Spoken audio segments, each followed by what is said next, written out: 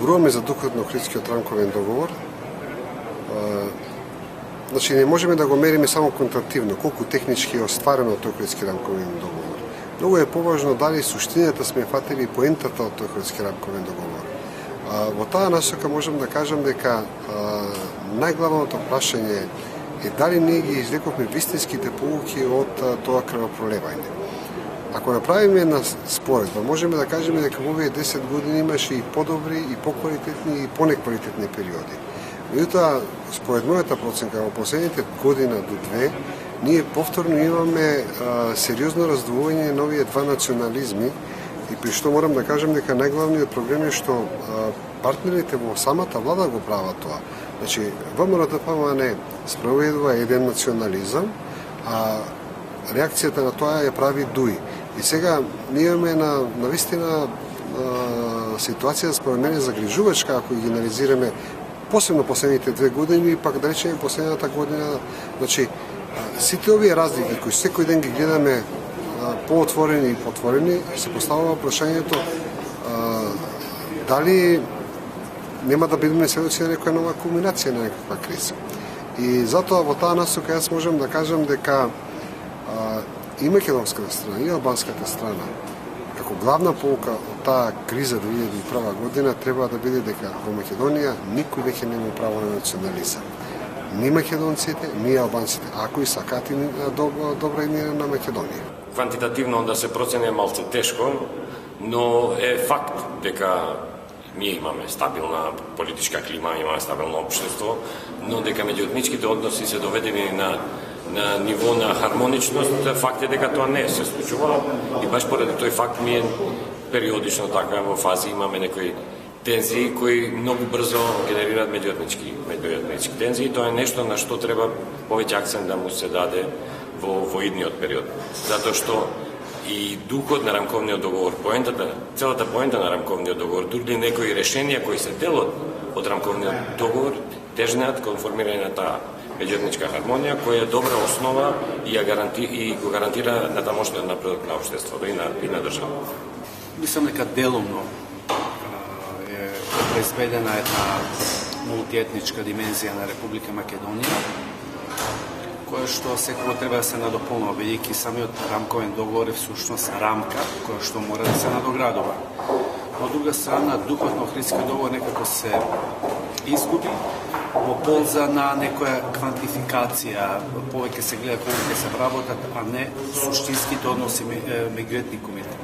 Така што ја во мојот настап го цитирав еден италијански аналитичар Дамацио, кој што вели и тоа запишал во 1861 денот кога е обединета Италија, вели вака: ја создадовме Италија, ја обединевме Италија, сега треба да создадеме италијани.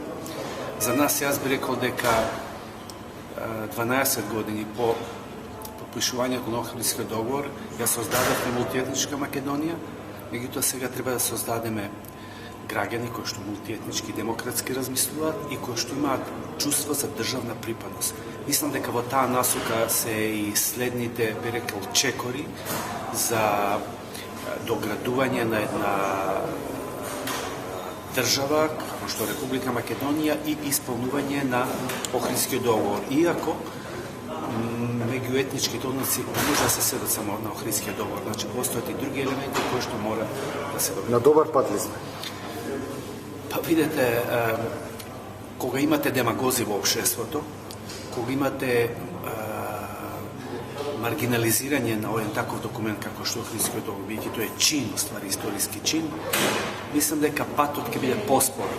Доколку имавме државници, доколку имавме решителни, храбри државници, храбри политичари, кои што за жал денеска од македонската страна беа отсатни на овој настан, мислам дека овој процес е закочен, оди споро и не изненадуваат разните судири, инциденти меѓу младите пред се. Значи, треба да се работи на терен, како што тоа се прави во Северна Ирска. Да се работи и со разни навијачки групи, и со разни невладени организации, и интелектуалци, и медиуми. На тој начин само ќе успееме. Мислам дека рамковниот договор во многу сегменти имаат дадени доста добри ефекти во што се однесува до меѓуетничките односи, но се уште го доставува на најбитното споредувањето на духот на рамковниот договор, а тоа значи хармониски соживот и перспектива на демократија во Република Македонија. Нажалост, се уште високи се националистичките тенденции и барања така и заедниците, наместо да се развие еден по-хармоничен живот, односно да се развие некој си уставен патриотизам, каде што заедниците ќе се обединуваат околу заедничките вредности, како што се слободата, равноправноста, демократијата и така. Дека да не бидат така тврдо врзани со нивните етнички митови и заедници, затоа што тоа ризикува едно време да дојде и до развивање на центрифугалните сили во надред државата. Сега единствениот мит што ги обединува и игра таа функција во Македонија е митот за Европа и НАТО. Така ние мора да го создадеме внатрешниот мит. А една таква можност има Охридскиот рамковен договор, која ние би разговарали за вредностите, затоа што за прв пат заедниците дојдува до договор. А тие вредности се слобода, равноправност, еднаквост, демократија и така натаму. Знам тука е перспективата на Охридскиот рамковен договор.